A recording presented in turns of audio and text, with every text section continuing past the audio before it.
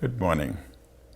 The Honourable Jeffrey L. Lloyd, Minister of Education, the Commonwealth of the Bahamas. The Honourable Robert Nestor Morgan, Minister of State, Ministry of Education, Youth and Information, Jamaica. Professor Sir Hilary Beckles, Vice Chancellor, the University of the West Indies.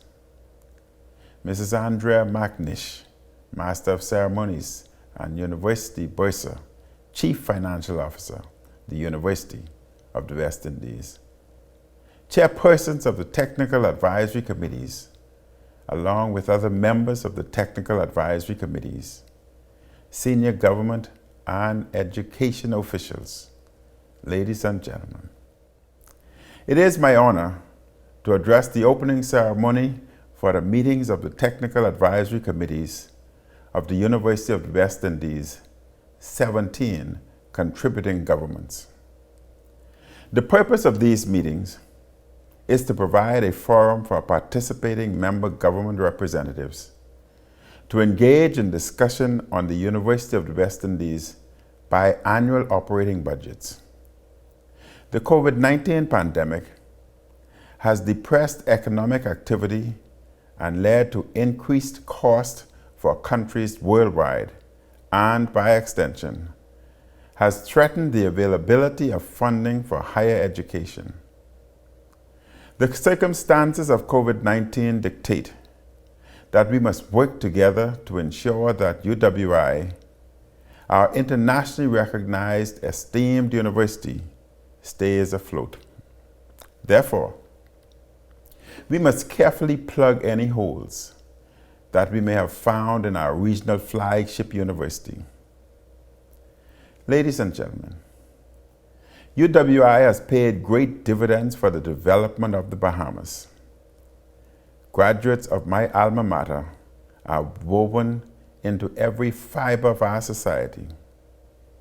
Many of our public servants, particularly our educators, administrators, and managers, have obtained training from this great institution. As a medical doctor, I know that during the latter half of the 20th century, over 90% of our medical graduates in the Faculty of Medical Science returned home. And like many other countries, the Bahamas never experienced a medical brain drain with its UWI graduates. I am pleased to report that over 50% of them spent their entire medical career giving service in the public healthcare sector. It is that investment in UWI by the government of the Bahamas which has made it possible for me to be here today as the Prime Minister of the Commonwealth of the Bahamas. I am a proud undergraduate and postgraduate alumni of the UWI. Ladies and gentlemen, I am pleased that successive Bahamian governments have made good on financial support to UWI. We have never reneged on our government subventions and other obligations, paying on time, every year, and every dollar which we were assessed. From July 2015 to present, the government of the Bahamas have paid to the University of the West Indies $33,172,445.56 in subvention costs and tuition fees for Bahamian students.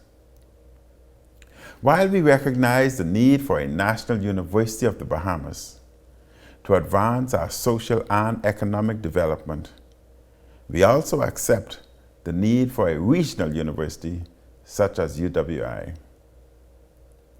UWI provides the breadth and width of the educational disciplines, resources, and opportunities needed for national and regional development. While we remain committed firstly to the advancement of the University of the Bahamas, the intention is also to continue with our support to the UWI. Ladies and gentlemen, Allow me to make a plea to all the governments of the contributing territories to make good on their UWI subventions, particularly in these unprecedented financial times in the current and post-pandemic periods. Though the pandemic has restrained our budgetary resources, the Bahamas remains committed to honoring our UWI subvention obligations. Further, we have offered additional support to UWI's Open Campus Bahamas. The Bahamas site is one of 17 non-campus sites that administers multimode teaching and learning services virtually and on-site. In collaboration with Ministry of Education, UWI Campus Bahamas will realize an annual reduction in rent in excess of $150,000 due to the transfer of a building on the Ministry of Education Learning Resources Section compound to UWI Open Campus Bahamas to be utilized as an office. This is evidence of the importance of the government of the Bahamas places on its continued relationship with UWI. Ladies and gentlemen, for almost 5 decades, Council of Legal Education, through its law schools, has delivered skills-based postgraduate professional practical legal training to individuals seeking to join the legal profession. Those trained as attorneys have made invaluable contributions regionally and globally. We are pleased that a third of the Council's law schools was established in the Bahamas in 1998.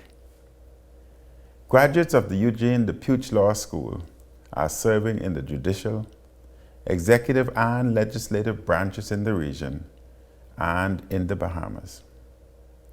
We also recognize the significant contribution that UWI Faculty of Law at Cave Hill has provided in their collaboration with the University of the Bahamas for the delivery of the UWI Bachelor of Laws program, which was started in 2000.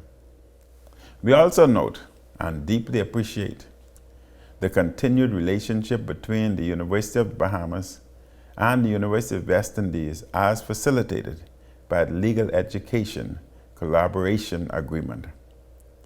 Since 2018, the University of Bahamas Bachelor of Law graduates are automatically admitted to the Eugene DePuch Law School. Ladies and gentlemen, we recognize that the funding for UWI is paramount to maintaining student financial aid, capital projects, and research.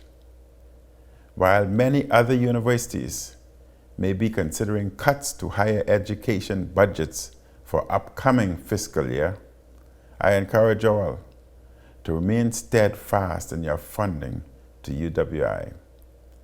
Without your support, our regional university will be challenged like many others throughout the world that are now eliminating majors, furloughing faculty, and even laying off unionized faculty members in an attempt to lessen budget shortfalls.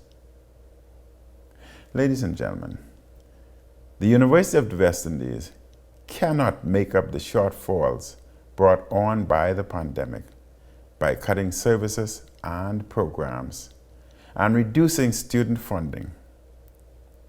Scaling back in these areas will hamper equity in education. If the university cannot remain steadfast, it will hinder the opportunity for upward social mobility for many of our low-income Caribbean brothers and sisters, particularly first-generation university attendees. We cannot afford the fallout from a decision to engage in reduced funding.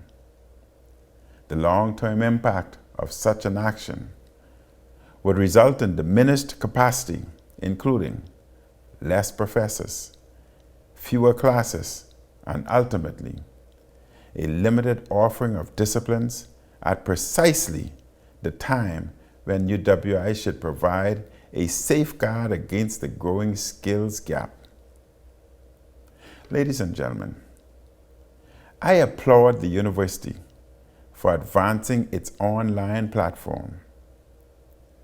I applaud the commitment of the faculty to transform the curricula and their delivery in such a short period of time.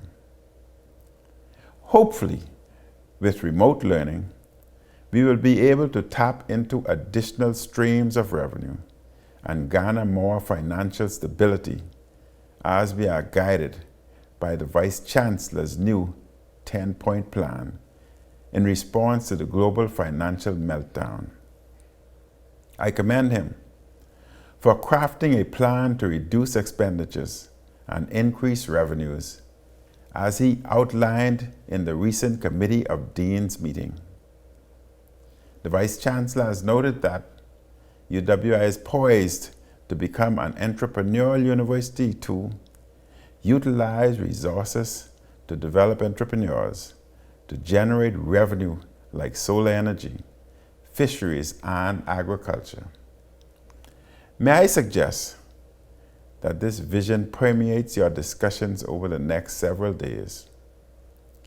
Ladies and gentlemen, I trust by the end of these meetings, you have gained an appreciation of the need to consider innovative routes for raising funds and determine new means to improve our budgetary efficiencies and discover practical ways to reduce waste.